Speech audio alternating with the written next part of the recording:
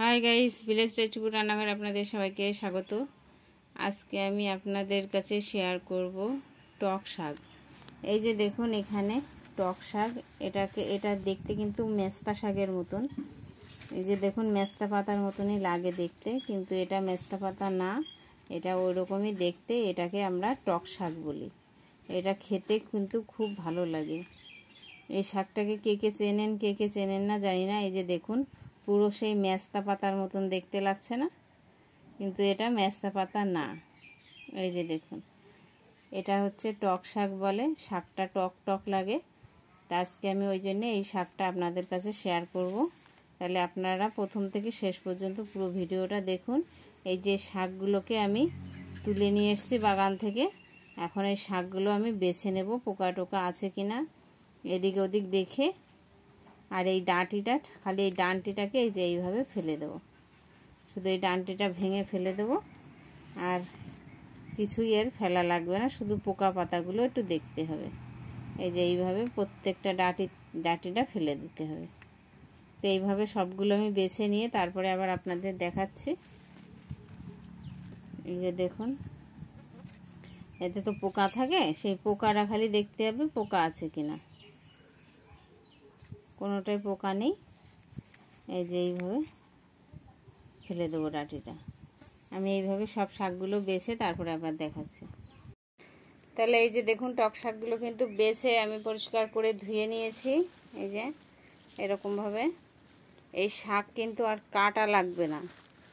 এই শাক এইভাবে আমি উনুনে বসিয়ে দেবো কড়াইতে। এই যে দেখুন এইভাবে বেছে প্রত্যেকটা বোটা ফেলে দিয়েছি। শাক কিন্তু পরিষ্কার করে ধুয়ে নিয়েছি, আর কাটা লাগবে না, খালি দেখতে থাকুন। হয়তো ভাবছেন কি এই শাক কাটা লাগবে না, এইভাবে রান্না হবে।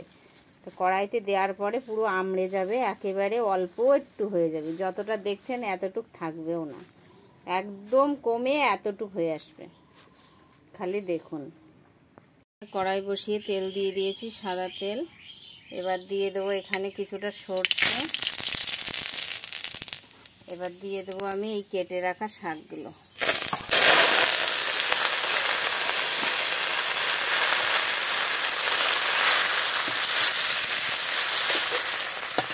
এই যে দেখুন আমি কিন্তু কাটিনি, আস্তে শাকে দিয়েছি।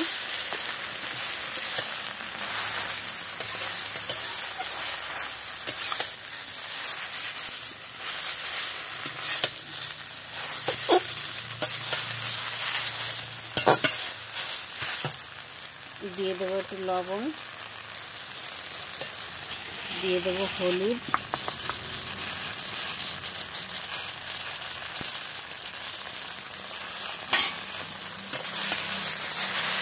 এবার দিয়ে দেবো এখানে কিছুটা আস্ত কাঁচা লঙ্কা। টক শাকে একটু লঙ্কাটা বেশি করে দিতে হবে। এই টক শাকে কিন্তু চিনি দিয়ে করবো না।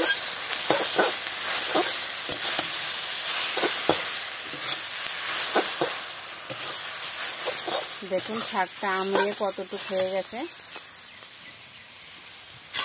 এটা শুধু আস্তে আস্তে জাল দিতে হবে। বললাম না শাকটা কাটা লাগবে না, আমড়ে শাকটা একেবারে অল্প একটু হয়ে যাবে। এখন শুধু নাড়তে হবে, আস্তে আস্তে নেড়ে নেড়ে এইভাবে খুন্তি দিয়ে একটু বাড়ি দিয়ে দিয়ে শাকগুলোকে এইভাবে ঘেটে দিতে হবে। আর জালটা আস্তেই রাখতে হবে। এখানে কোনো জল টল কিচ্ছু দেওয়া যাবে না। এটা পুরো শুকনো আঠালো আঠালো ভাব হবে। এখানে আমি কোনো জল ব্যবহার করব না। দেখুন শুধু কতটুকু হয়েছে। শুধু আস্তে আস্তে উনুনের জালটা আস্তে আস্তে রেখে, গ্যাসে যদি করেন তাহলে গ্যাসটা পুরো কমিয়ে দিয়ে আস্তে আস্তে এটাকে রান্না করে নিতে হবে। আর উনুনে করলে আস্তে আস্তে উনুনের জালটা দিতে হবে। আস্তে আস্তে জাল দিয়ে শাকটার জলটা পুরো শুকিয়ে একটা আঠালো ভাব চলে আসবে। আরও কিন্তু এটা আঠালো হবে। এই যে দেখতেই পাচ্ছেন কতটা হয়েছে। আরও আঠা হয়ে আরও একটু শুকনো হবে। এই শাক হতে বেশি টাইম লাগে না, শুধু একটু জলটা মরতে যায়, একটু জলটা টানাতে একটু সময় লাগে। তো জলটা টানিয়ে তারপরে আমি আপনাদেরকে দেখাচ্ছি আবার। এই যে দেখুন শাকটা কিন্তু আঠালো ভাব অনেকটা হয়ে এসছে। এই যে আটটু হবে। এবার আর আমি জাল দেব না, উনুনে যে আগুনটা আছে হালকা আঁচ, এই আঁচের তাপেই এটা শুকিয়ে যাবে। তো এইভাবে উনুনের উপরে রেখে দেবো আমি খানিকক্ষণ। এইভাবে রেখে আস্তে আস্তে আমি শাকটাকে পুরো একেবারে শুকিয়ে নেব একেবারে, তারপরে আবার দেখাচ্ছি। এখন আর উনুনে আমি জাল দেব না, জাল দিতে গেলে এটা পুড়ে যাবে। এই যেটুকু আঁচ থাকবে ওতেই এটা টেনে যাবে, মাঝে মাঝে শুধু একটু নাড়া দিতে হবে। তাই এটা শুকিয়ে নিয়ে পুরোটা রেডি করে তবে আবার দেখাচ্ছি। এই যে দেখুন টক শাকটা কিন্তু এখন পুরো শুকনো হয়ে গেছে। এবার এটা কিন্তু নামিয়ে নেব। এই যে দেখুন পুরো এরকম শুকনো হবে। এবার এটা আমি এটা বাটিতে নামিয়ে নিচ্ছি।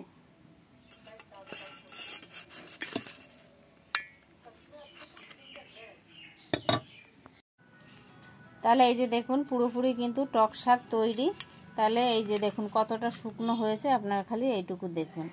এটা কিন্তু এইভাবে গরম গরম ভাতের সাথে, গরম গরম ভাত কি ঠান্ডা, সব ঠান্ডা ভাতের সাথেও খাওয়া যাবে, গরম ভাতের সাথেও মাখিয়ে একটা লঙ্কা দিয়ে, একটু লঙ্কার ভাগটা এরকম আস্তে আস্তে বেশি করে দিতে হয়, যে লঙ্কা দিয়ে খাবে মাখিয়ে সেটা নিয়ে নেবে। তাহলে আপনারা তো দেখতেই পেলেন আমি এই টক শাকের সিম্পল রেসিপিটা কিভাবে তৈরি করলাম।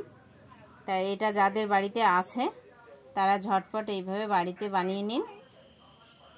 এই টক শাক দিয়েই কিন্তু ভাত খাওয়া যায় অনেকগুলো। আরও এই গরমের দিনে এই টক শাকটা এই সিজনটাই পাওয়া যাবে, এই গরমের দিনেই এই টক শাকটা পাওয়া যায়।